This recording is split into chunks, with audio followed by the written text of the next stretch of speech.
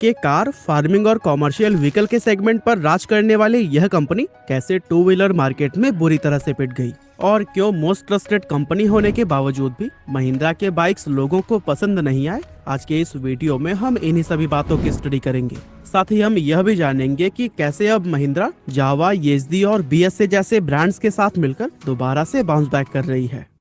असल में दोस्तों, महिंद्रा ग्रुप ने साल 2008 में काइनेटिक मोटर्स को खरीदने के बाद से टू व्हीलर इंडस्ट्री में एंटर किया था और एंट्री के कुछ साल बाद कंपनी ने कम्यूटर मोटर बाइक्स के सेगमेंट में सेंचुरो और पेंटेरो बाइक्स को लॉन्च किया। महिंद्रा सेंचुरो में एंटी थेफ्ट और रिमोट आइडेंटिफिकेशन जैसे मॉडर्न फीचर्स दिए गए थे और इसके अलावा ये बाइक अपने सेगमेंट में काफी सस्ती भी थी। लेकिन इस सब के बावजूद भी ये बाइक रिफाइनमेंट की कमी और बहुत तरह की टेक्निकल दिक्कतों के चलते मार्केट में कुछ खास परफॉर्म नहीं कर पाई और फिर आखिरकार महिंद्रा ने इसे बनाना बंद कर दिया। वहीं पेंटेरो की बात करें तो इसके साथ भी कुछ ऐसा ही हुआ था, जहां 110 सीसी की इस बाइक को भी काफी लो प्राइस के साथ में मार्केट में उतारा गया था, लेकिन कई तरह की टेक्निकल इश्यूज और खराब क्रेडिबिलिटी की वजह से ये भी बुरी तरह से फ्लॉप हो गई और काफी दिनों तक शोरूम में पड़े रहने के बाद से इसे भी मार्केट से हटा दिया गया। अब इसके बाद महिंद्रा ने कम बैक के इरादे से मोजो नाम की एक बाइक को लॉन्च किया, जिसे कि एक एडवेंचर टूरिंग मोटरसाइकिल के फॉर्म में बनाया गया था।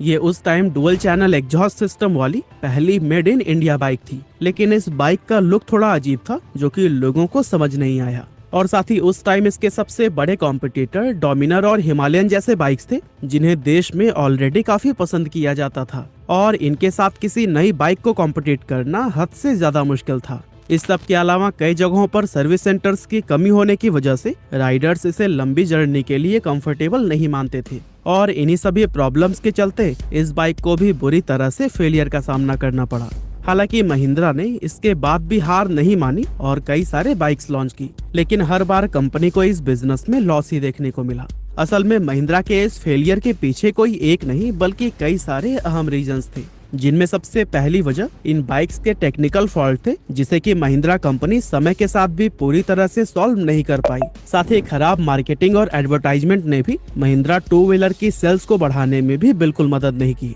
और अगर हम महिंद्रा के टू व्हीलर मार्केट में फेल होने के सबसे बड़ी वजह को देखें तो वो थी गलत सेगमेंट का चुनाव। असल में जिस सेगमेंट के अंदर महिंद्रा अपनी बाइक्स लॉन्च कर रही थी उसको हीरो, बजाज और होंडा जैसी कंपनियों ने पहले से ही डोमिनेट किया हुआ था, जिसकी वजह से महिंद्रा की बाइक्स को मार्केट में जगह नहीं मिल पाई और यही वजह थी कि 2019 में कंपनी की सिर्फ 4000 यूनिट से सेल हो पाई थी, जो कि 2018 से 73% कम थी। और दोस्तों, इस तरह से धीरे धीरे महिंद्रा की बाइक सड़कों पर कम नजर आने लगी और एक वक्त ऐसा आया कि ये मार्केट से ऑलमोस्ट पूरी तरह से गायब हो गई। महिंद्रा एंड महिंद्रा के चेयरमैन आनंद महिंद्रा ने ये खुद एक्सेप्ट किया था कि कम्यूटर टू व्हीलर स्पेस में एंटर करना कंपनी की सबसे बड़ी गलती थी, क्योंकि यहाँ पहले से ही हीरो, होंडा, बजाज और टीवीएस जैसी कंपनियों ने पूरे मार्केट पर कब्जा किया हुआ था और ऐसा कोई लूप होल बचा ही नहीं था जिसे भेद कर महिंद्रा आगे निकल पाती। लेकिन दोस्तों, टू व्हीलर मार्केट में ये महिंद्रा कंपनी का अंत नहीं था, बल्कि ये कंपनी और भी ज्यादा इफेक्टिव और पावरफुल प्लान के साथ मार्केट में वापस आया। लेकिन इस बार उनकी वापसी कम्यूटर सेगमेंट में नहीं बल्कि प्रीमियम सेगमेंट में थी और यहीं से उन्होंने जावा, येज़दी और बीएसए के साथ में हाथ मिलाकर सक्सेस की सीढ़ियां चढ़नी शुरू कर दी। असल में जावा, येज़दी और BSA classic legends private limited के अंदर आती है, जिसकी शुरुआत 2018 में हुई थी। जावा, येज़दी और बीएसए तीनों ही अपने टाइम के बहुत पॉपुलर ब्रांड्स थे, जिन्हें कि इंडिया में भी काफी ज्यादा पसंद किया जाता था। इसीलिए क्लासिक लीजेंड्स प्राइवेट लिमिटेड के फाउंडर अनुपम थरेजा और आनंद महिंद्रा ने इन बाइक्स को पुराने लुक्स में ही वापस मार्केट में उतारने का प्लान किया, जिसके बाद से महिंद्रा ग्रुप ने क्लासिक लीजेंड्स प्राइवेट लिमिटेड के 60% शेयर खरीद लिए और ये दोनों कंपनी साथ में मिलकर काम करने लगी। महिंद्रा ने iconic British bike company BSA motorcycles की यूरोप की मार्केट में एक बार फिर से वापसी करवाई और बीएसए गोल्ड स्टार बाइक को लॉन्च किया, जिसे कि 1938 से 1963 तक बेचा गया था।